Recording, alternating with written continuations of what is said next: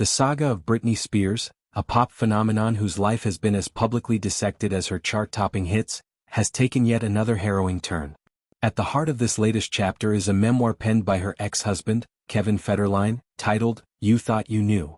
The book, a no-holds-barred recounting of their tumultuous union and its aftermath, has ripped open wounds that many believed had scarred over.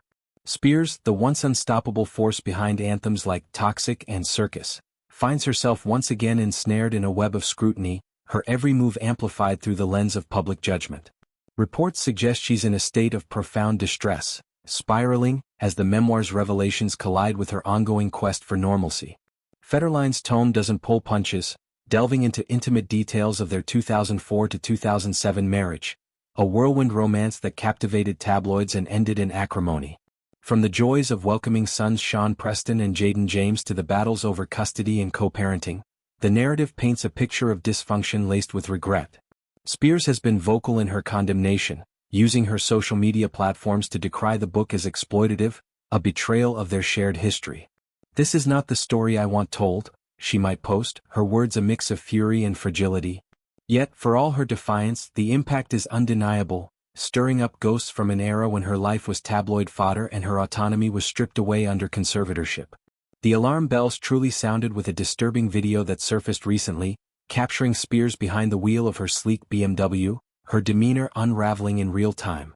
Eyewitnesses describe a scene straight out of a nightmare, the singer weaving erratically through traffic, switching lanes with reckless abandon, her focus shattered.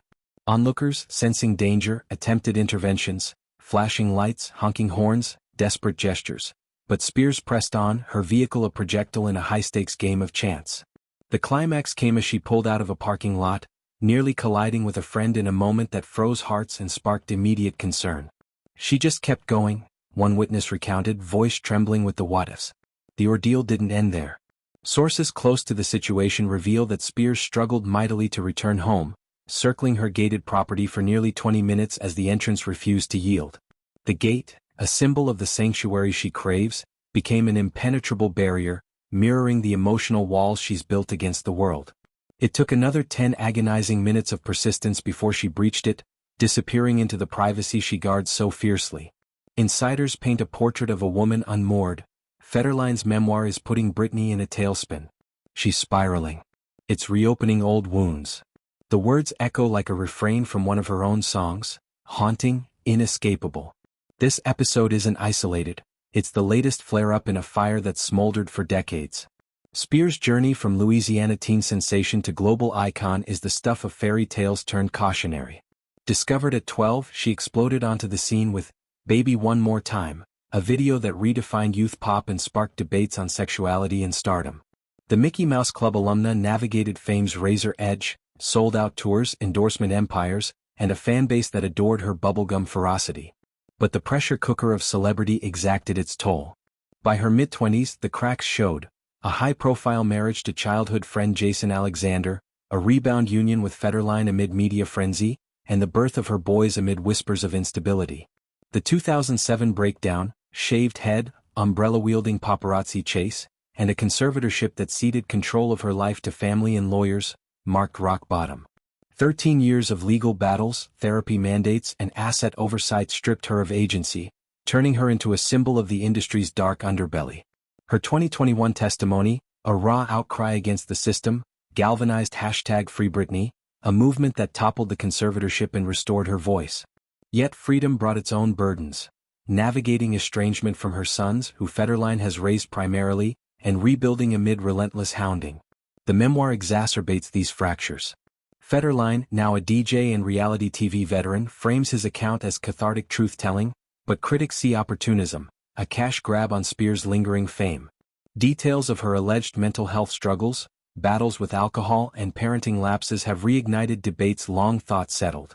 Social media erupts. Supporters decry it as victim-blaming while detractors nod along, their judgments laced with schadenfreude.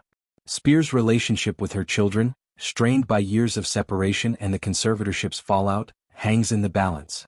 Sean and Jaden, now teenagers forging their own paths, have been pawns in this parental chess game, their silence a poignant underscore. Health concerns swirl like storm clouds. The driving incident raises red flags about her stability, Could it be exhaustion, medication side effects, or the memoir's psychic blow? Friends and former collaborators urge intervention, echoing the protective instincts that fueled #FreeBritney. Spears' recent ventures, a memoir of her own, tentative steps into acting, showcase resilience but vulnerability lingers. She's spoken of therapy's role of finding joy in dance and dogs, yet the public's gaze remains a double-edged sword. In this maelstrom, Spears embodies the paradox of stardom, adored yet alone, empowered yet exposed. Federline's book, intended as closure, instead prolongs the pain, forcing her to relitigate traumas on a global stage. As she grapples with the spiral, allies rally, calls for privacy, petitions against exploitation. Her story isn't just celebrity gossip. It's a mirror to societal failures in mental health, privacy, and redemption. Will she emerge stronger as she has before? History suggests yes, but at what cost? For now, the woman who taught the world to hit her one more time fights to hit reset on her own narrative, one guarded breath at a time.